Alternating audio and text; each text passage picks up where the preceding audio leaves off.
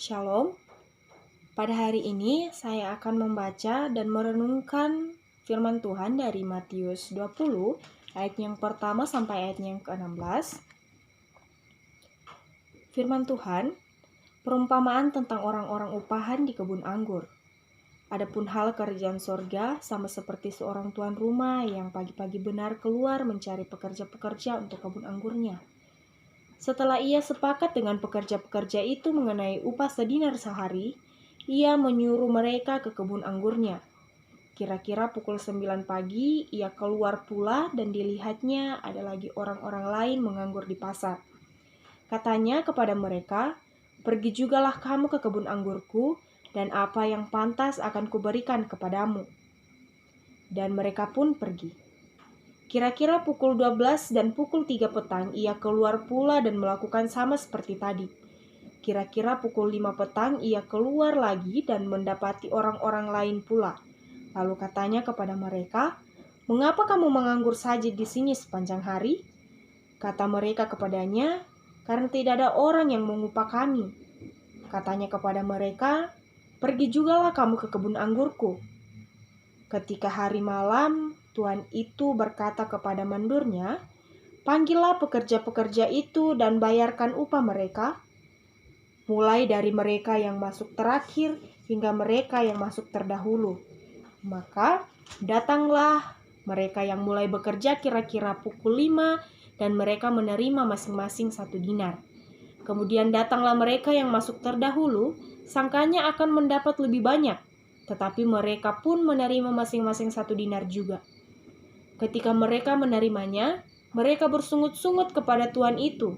Katanya, "Mereka yang masuk terakhir ini hanya bekerja 1 jam, dan engkau menyamakan mereka dengan kami yang sehari suntuk bekerja berat dan menanggung panas terik matahari." Tetapi tuan itu menjawab seorang dari mereka, "Saudara, aku tidak berlaku tidak adil terhadap engkau. Bukankah kita telah sepakat sedinar sehari? Ambillah bagianmu dan pergilah. Aku mau memberikan kepada mereka yang masuk terakhir ini sama seperti kepadamu. Tidakkah aku bebas mempergunakan milikku menurut kehendak hatiku? Atau iri hatikah engkau karena aku murah hati? Demikianlah orang yang terakhir akan menjadi yang terdahulu, dan yang terdahulu akan menjadi yang terakhir." Sedemikian panjang pembacaan Alkitab kita pada hari ini, dan saya mencoba memberi satu tema pada pembacaan hari ini, yaitu yang terbaik. Yang terbaik. Saudara-saudara, dalam hidup ini kita sering membanding-bandingkan diri kita dengan orang lain. Mengapa saya seperti ini? Mengapa saya belum bekerja? Mengapa saya banyak masalah atau pergumulan? Mengapa yang saya butuhkan dan inginkan belum terpenuhi? Mengapa dia seperti ini? Rasa-rasanya hidupnya lebih menyenangkan dibandingkan hidupku, padahal saya lebih rajin beribadah, lebih setia dalam pelayanan, pengurus dalam OIG jemaat, sedangkan dia tidak, dan lain sebagainya. Ada berbagai macam perbandingan dan pertanyaan yang muncul sehingga terkadang muncul dalam pikiran kita bahwa Tuhan itu tidak adil, bahkan lelah untuk bertindak. Kadang kita berpikir bahwa apakah Tuhan itu benar-benar ada? Apakah Tuhan benar-benar mengasihi saya? Apakah Tuhan itu adil terhadap saya? Hal-hal seperti itu kadang muncul di dalam pikiran kita jika kita sudah terlilit dengan masalah. Entah itu masalah perekonomian, masalah dengan keluarga, masalah dengan pasangan, dengan teman, atau bahkan dengan sahabat kita sendiri. Kadang kita membanding-bandingkan kehidupan kita dengan sesama kita yang lain. Kadang kita memunculkan hal yang sangat sering muncul dalam kehidupan kita, yaitu iri hati. Kadang kita iri kepada sesama kita yang menurut kita hidupnya enjoy saja. Hidupnya tidak pernah mendapatkan masalah. Hidupnya senang-senang saja. Nah, kadang kita membanding-bandingkan tanpa berpikir bahwa ujian atau cobaan yang hadir dalam kehidupan kita itu adalah cara Tuhan untuk mendewasakan iman kita. Nah, sama seperti bacaan kita tadi, bahwa seorang tuan rumah pagi-pagi benar memanggil pekerja untuk bekerja di kebun anggurnya, dan ada kesepakatan upah sedinar sehari. Kemudian ada lagi yang dipanggil pada pukul 9 pagi. Kemudian si tuan rumah ini memanggil pada pukul 12 siang. Kemudian dilanjutkan pada 3 petang, pukul 5 petang. Tetapi upah semua pekerja-pekerja ini sama, yaitu sedinar sehari. Nah, karena itu timbullah pertanyaan bagi pekerja-pekerja yang masuk terlebih dahulu, mengapa tuan tanah itu tidak adil? Nah, pekerja yang masuk dahulu bersungut-sungut dan membandingkan upahnya dengan yang terakhir. Bisa kita lihat di ayatnya yang ke-11. Nah, hal ini tentu memunculkan kecemburuan dan iri hati. Dalam ayatnya yang ke-15 juga, muncullah pikiran bahwa tidakkah aku bebas mempergunakan milikku menurut kehendak hatiku? Nah, pada ayat yang ke-15 ini kata si tuannya ini, tidakkah aku bebas mempergunakan milikku menurut kehendak hatiku? Ya, kadang tanpa sadar hal ini juga sering terjadi dalam kehidupan kita, bahwa kita iri terhadap sesama kita. Kita mengukur segala sesuatu menurut ukuran kita. Kita mengukur segala sesuatu menurut kepentingan kita, kemauan dan sesuai hati kita. Kita kadang tidak berpikir bahwa berkat yang sudah ada pada diri kita dan pada orang lain itu sudah diukur oleh Tuhan. Tidak semua berkat yang diberikan oleh Tuhan itu sama. Tuhan sudah mengukur masing-masing berkat pada masing-masing umatnya. Kalau toh tetangga kita memiliki kekayaan yang melimpah, mempunyai segalanya, tapi kadang kita hanya melihat dari luarnya saja. Kita tidak bisa melihat bahwa dalam keluarganya kadang mereka mempunyai masalah, kadang mereka beradu pendapat, kadang mereka tidak bahagia walaupun mereka mempunyai segalanya. Kita hanya bisa melihat bahwa mereka itu kaya, mereka itu punya materi, mereka itu orang-orang yang pintar, tanpa kita ketahui bahwa dalam keluarganya atau dalam kehidupannya mereka juga mempunyai masalah masing-masing. Nah, seperti yang kita alami, bukan hanya tentang kekayaan, bukan hanya tentang kepintaran, tapi kesehatan pun adalah berkat yang luar biasa yang diberikan kepada kita. Umur panjang, nafas yang masih diberikan kepada kita itu adalah berkat dari Tuhan. Justru hal-hal seperti itulah yang perlu kita syukuri dalam kehidupan kita, agar kita tidak selalu membanding-bandingkan hidup kita dengan orang lain. Nah, kemudian sesungguhnya keadilan Allah tidak berdasarkan keinginan kita, melainkan mutlak menjadi hak Allah sendiri. Nah, kadang kita mendengar bahwa kita bisa berencana, tapi Tuhan yang berperkara.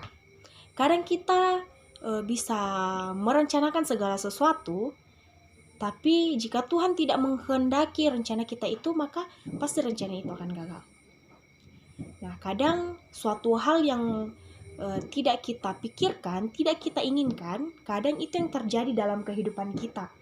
Nah, itulah yang disebut dengan rencana Tuhan. Dan rencana Tuhan itu adalah yang terbaik. Kita tidak dapat mengerti bagaimana rencana Tuhan itu dalam kehidupan kita, tapi Tuhan memberikan setiap pergumulan, Tuhan memberikan setiap ujian dan cobaan kepada kita. Pasti Tuhan ingin, di dalamnya pasti Tuhan ingin menyatakan kuasanya, menyatakan rencananya, bahwa suatu saat kita akan melihat rencana yang indah itu terjadi dalam kehidupan kita. Nah, terkadang juga kita tidak menyadari bahwa Tuhanlah yang mengatur semuanya sesuai dengan kehendak dan rencananya. Terkadang kita tidak sabar menunggu waktu Tuhan karena ingin cepat meraih sesuatu. Kita mau yang instan, padahal belum tentu itu yang terbaik bagi diri kita. Nah, terkadang kita juga menjadi orang yang sangat tidak sabaran. Kita contohnya, kita selalu berdoa, selalu berusaha, tapi hal yang diinginkan itu belum sampai kepada kita. Nah, makanya kita biasa mendengar bahwa waktu Tuhan pasti yang terbaik. Nah, waktu Tuhan pasti yang terbaik. Waktu kita bisa mempergunakan waktu kapanpun, tapi Tuhan yang akan menentukan waktunya bahwa kapankah kita akan meraih apa yang kita inginkan itu. Nah, kadang kita menginginkan sesuatu yang menurut kita baik, tapi tidak, menurut Tuhan itu tidak baik. Dan kadang kita tidak dapat meraih hal itu.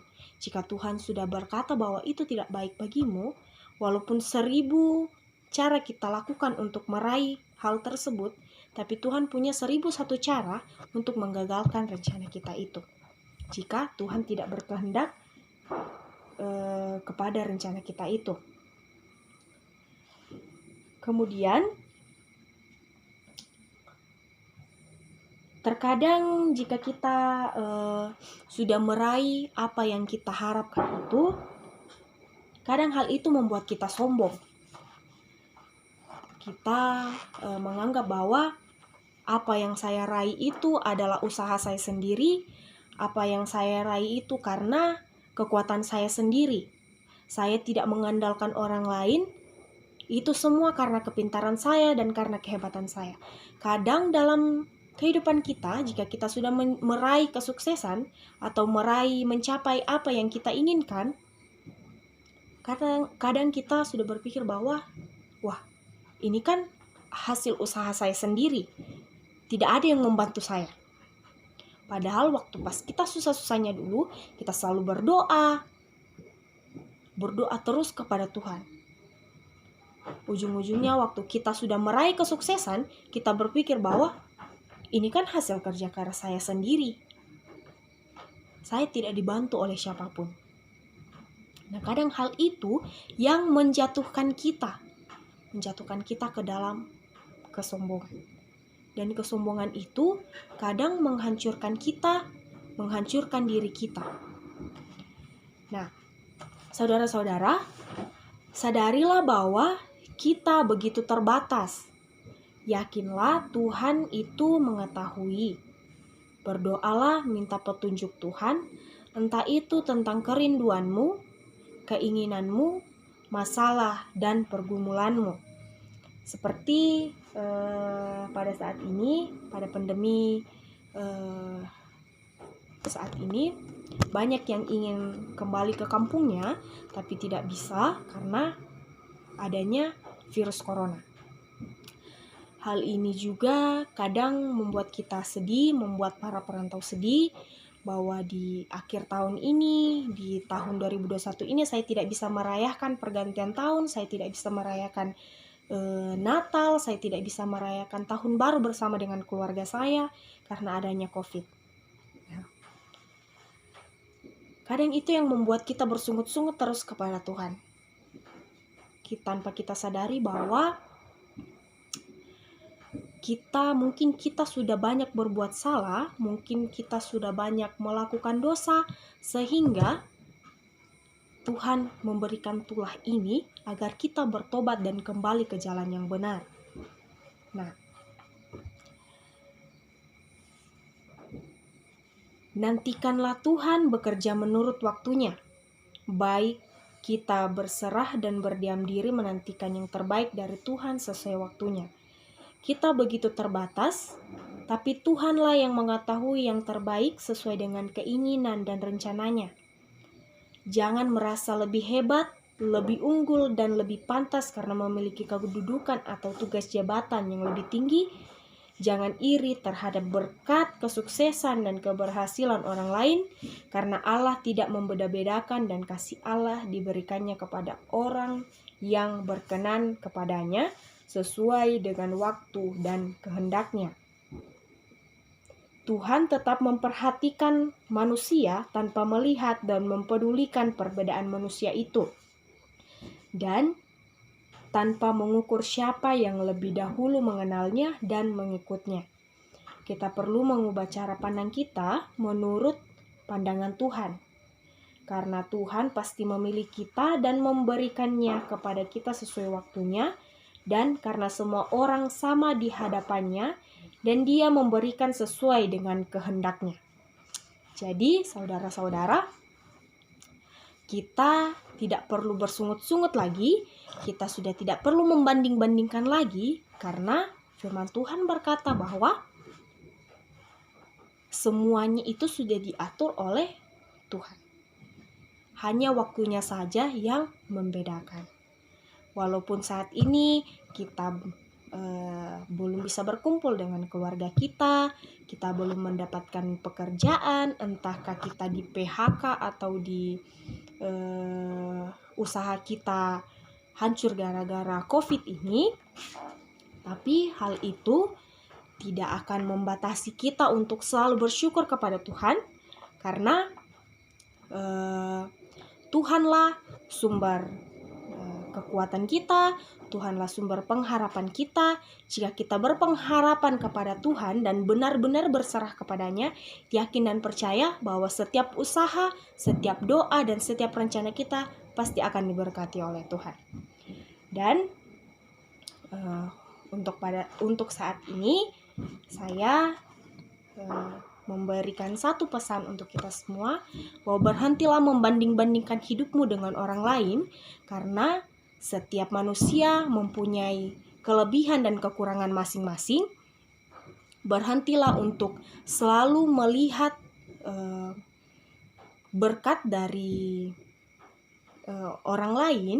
Berhentilah untuk membanding-bandingkan berkat yang kita dapat dengan orang lain yang dapatkan, dan selalu bersyukur. Sedemikian panjang firman Tuhan pada saat ini, dan yang disebut berbahagia ialah kita yang mau mendengar dan memberlakukan dalam kehidupan kita.